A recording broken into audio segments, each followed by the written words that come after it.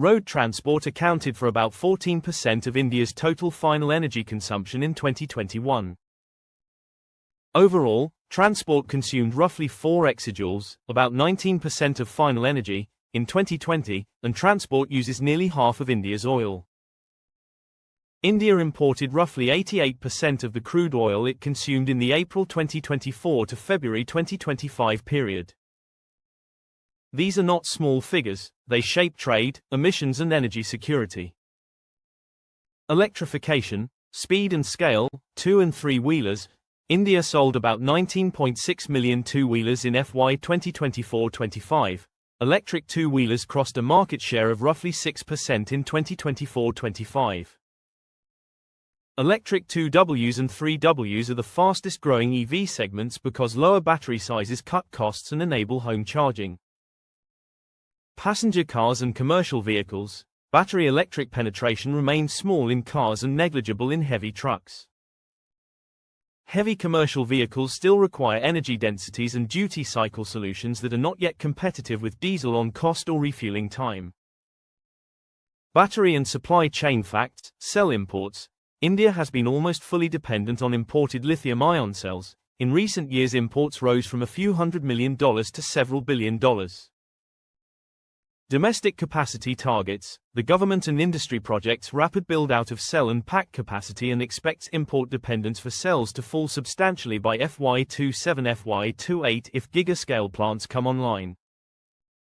Charging, grid and recycling. Grid impact. Mass EV charging changes load profiles. Studies estimate significant distribution upgrades and smart management will be required as EV numbers scale into the millions.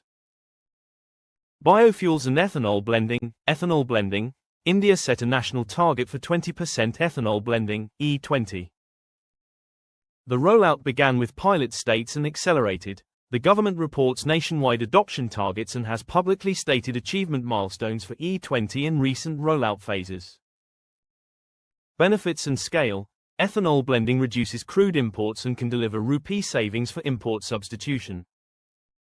Green hydrogen and heavy-duty transport. Mission targets. The National Green Hydrogen Mission targets at least 5 million metric tons, MMT, per year of green hydrogen by 2030 and an associated approximately 125 gigawatts of renewable capacity.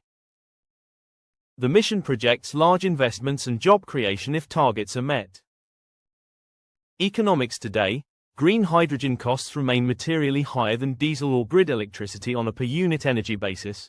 Cost reductions hinge on cheap renewable power, electrolyzer scale-up and supply chain localization. Jobs and transition. Estimates from government and industry studies suggest green hydrogen and battery manufacturing could create hundreds of thousands of direct jobs by 2030 if flagship projects scale, while legacy sectors, refining, ICE components, face contraction risks without active reskilling programs. Policy priorities. Concise list. 1. Segment focus. Prioritize electric 2 with 3W and urban light vehicles now. Target passenger cars and medium commercial vehicles with matched charging and incentives. Evaluate heavy freight for hydrogen or battery tech by route. 2. Localize supply chains. Accelerate cell and electrolyzer manufacturing to cut import exposure. Aim for giga-scale battery plants and electrolyzer factories with policy support. 3. Grid readiness. Invest in distribution upgrades, time-of-use pricing and vehicle-to-grid pilots, scale storage and flexible generation.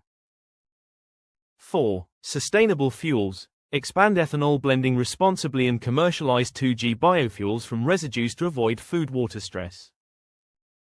Bottom line numbers matter. Roughly 14% of final energy on road transport, approximately 50% of India's oil used by transport, approximately 88% crude import dependence, nearly 20 million two-wheelers sold in a year and EVs entering double-digit growth in specific segments.